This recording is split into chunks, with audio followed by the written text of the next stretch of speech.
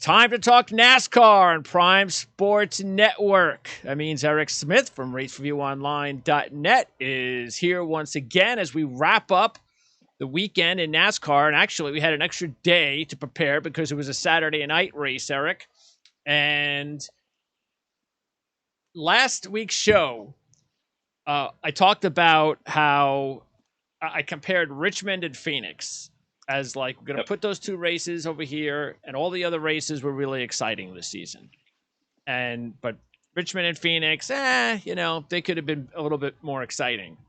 But after what happened on Saturday night, that raises Phoenix and Richmond status really a lot, because that was terrible. I mean, I don't know if it was because it was at night.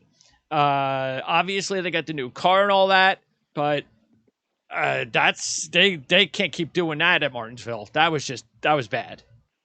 Yeah, that was one of the worst Martinsville races we've ever seen. And in prefacing that, there's a lot of Martinsville races we've seen domination lately too. Guys usually leading 200-300 laps. So I'm not too shocked. A couple guys dominated. But the moral of this whole thing, there's more questions coming out of it is it the track? Is there something that needs to be done? Is it the new car? Was it the tire? Was it the cool temperatures? There's a lot of questions. How about 100 less laps? Let's be honest. I'm glad. Yeah, I know, right? I don't want to take any chances.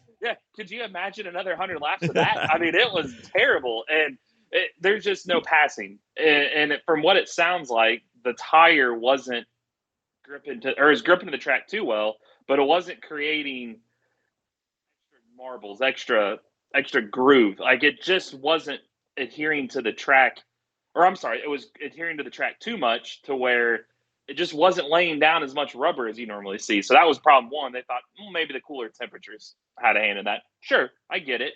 Well, if that's the case, then you kind of need to move this race out of that slot, because it's Martinsville. It's Virginia in early April. Who knows? You can get really warm temperatures, or you can get that. I mean, you don't know what you're going to get.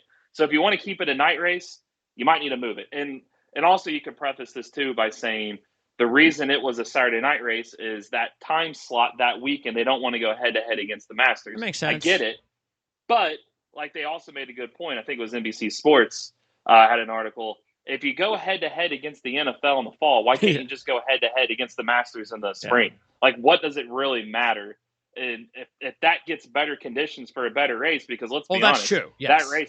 That race stashed aside on FS1 with that is just, it's not going to have a good history, because what would make you want to go sit in 30-degree temperatures next year to watch that? I almost said crap show. We'll keep it clean. That was just, it was nothing. And then, so you have that factor. You've got, is it the car? Because now we're starting to see it doesn't matter. That's why I don't fully buy stock in the weather. Yes, I get it, has a hand in it. But Phoenix wasn't great. We had some late cautions with some restarts, so there's more room to pass there.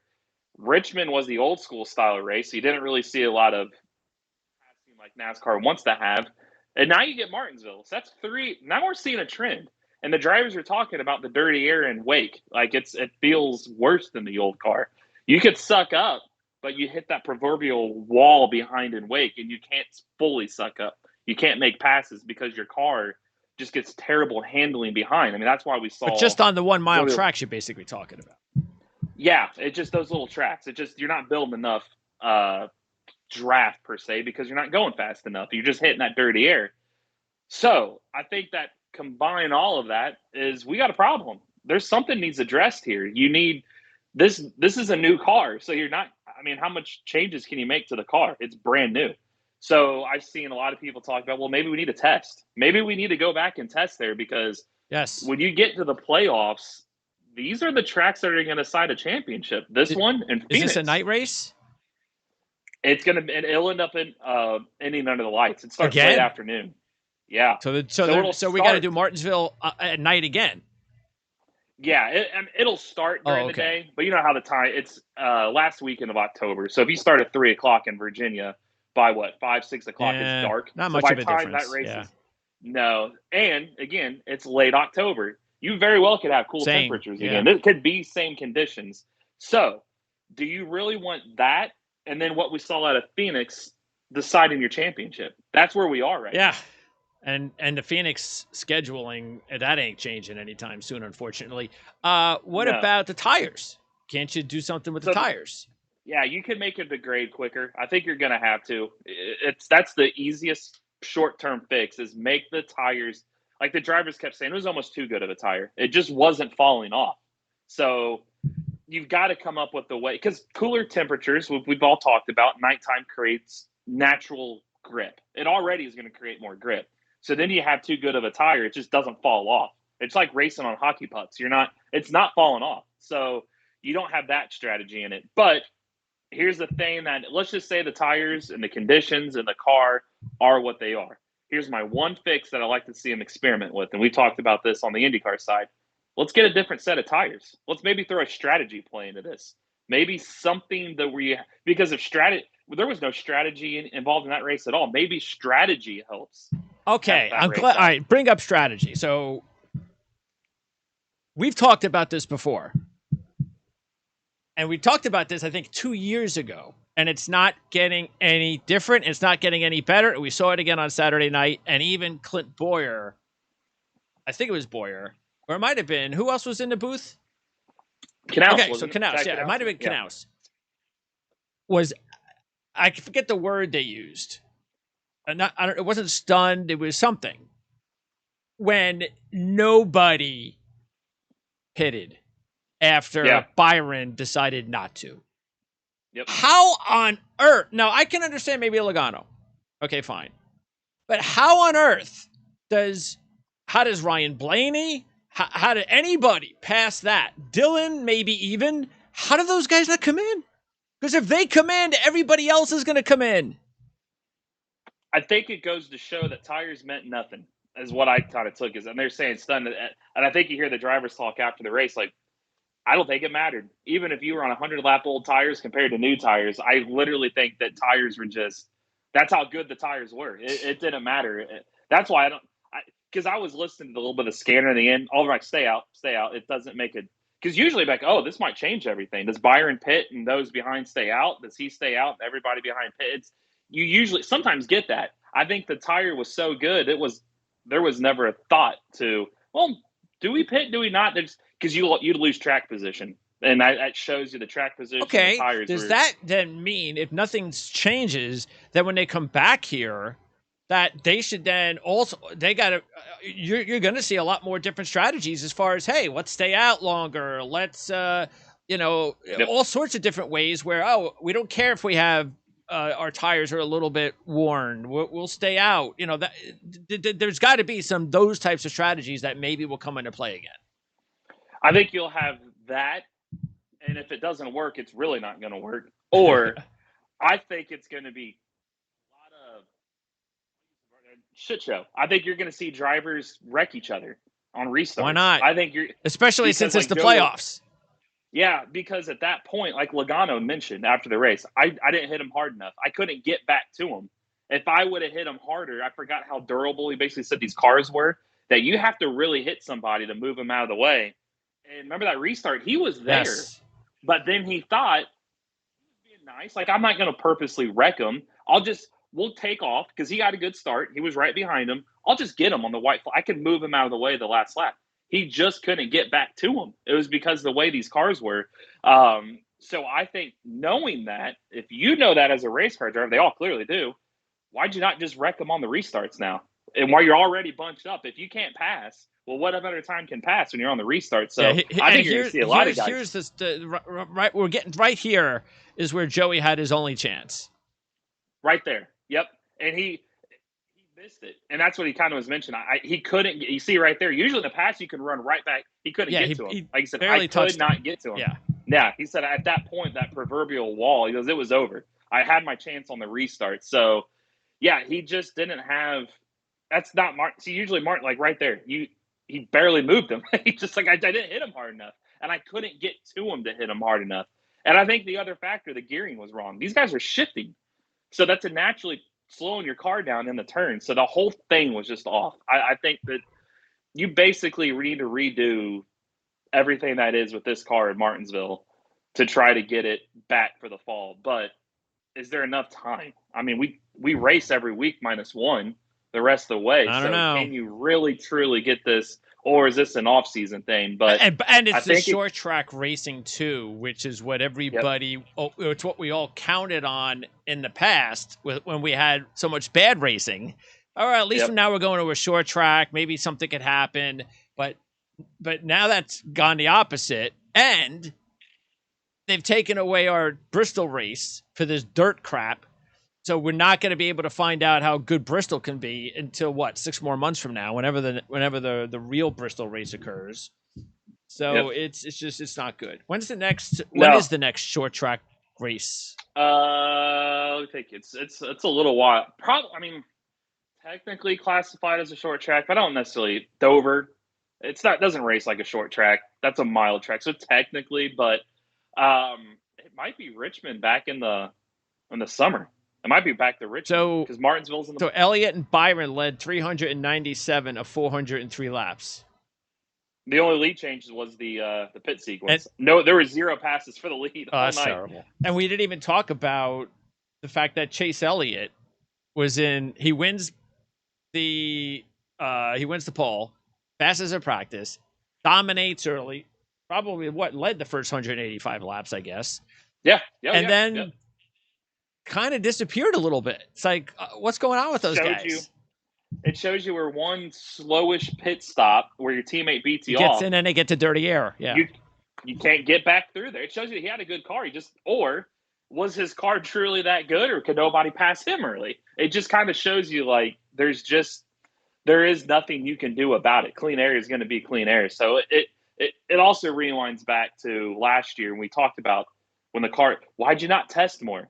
You need to test more because as NASCAR is having that shift, they want to go back to more short tracks and road courses. Doesn't look good on short tracks Well, right now. they've got a few They're months. arguably, they got time to get it right. I mean, I'll give them this. They fixed a lot of issues, so I'll give them time. I mean, this is a new car. We're only 8 races in, so let's see if he can make a change. But your point at Bristol, which I know it's a different series, but the Xfinity series, you see a punches thrown, and now your next race could be Bristol or concrete. But no, you're on dirt, and these guys aren't even racing this week.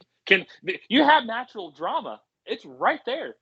Ty Gibbs literally punched a dude in the face, and you're going, which are going to be highlight reels, and they're not even racing this week. They're not even, and Bristol's on dirt. Like you have a natural shot for payback this week. Not going to happen. Have you encountered any sort of fan interest on social media or somewhere for this dirt crap? I've not seen much. I've really not seen much. They keep promoting it, and I'll give them that. And they keep saying, "Oh, the interest is there," but I'll be honest, I'm not seeing anything. I just don't feel.